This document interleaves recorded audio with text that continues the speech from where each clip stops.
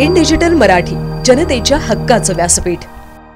Ulhasnagar camp क्रमांक 2 येथील रमाबाई टेकडी बुद्धविहाराजवळ देवी विसर्जनानंतर परतणाऱ्या भक्तांवर नशेत असलेल्या टोळक्याने दगडफेक केल्याची धक्कादायक घटना घडली आहे।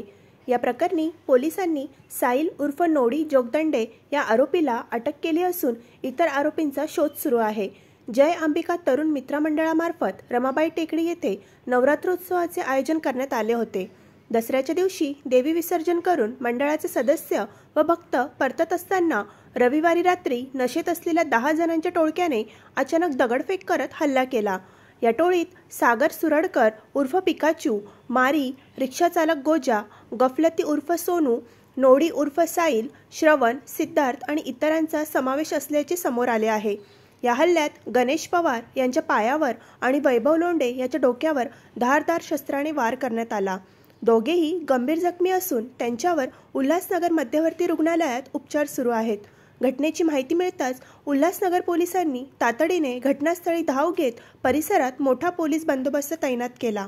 वरिष्ठ पोलीस निरीक्षक संतोष आवाड यांच्या मार्गदर्शनाखाली उपनिरीक्षक पोपटराव नवले आणि पोलीस अंमलदार सुजित भोजने, प्रमोद कांबळे, संदीप शेकडे, संदीप सोनवणे, राजू तडवी यांच्या पथकाने तत्परतेने कारवाई करून साहिल उर्फ नोडी जोगदंडे याला अटक केली आहे।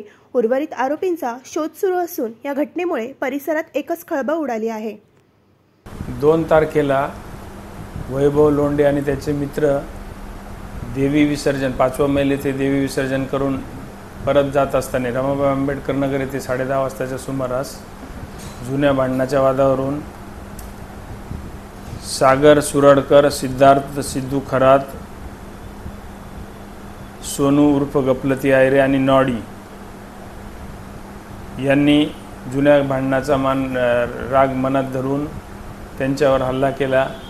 त्यांनी लाकडी बांबूने आणि दगडाने मारलं। त्यांच्यावर आपण गुन्हा दाखल केलेला आहे आणि त्यात साहिल उर्फ नॉडी जोगदंडे यास अटक केलेली आहे। पुढील तपास चालू आहे। सर, या आरोपीवर काही जुने गुन्हे दाखल आहेत का? या आरोपीवर जुने 6-7 गुन्हे दाखल आहे।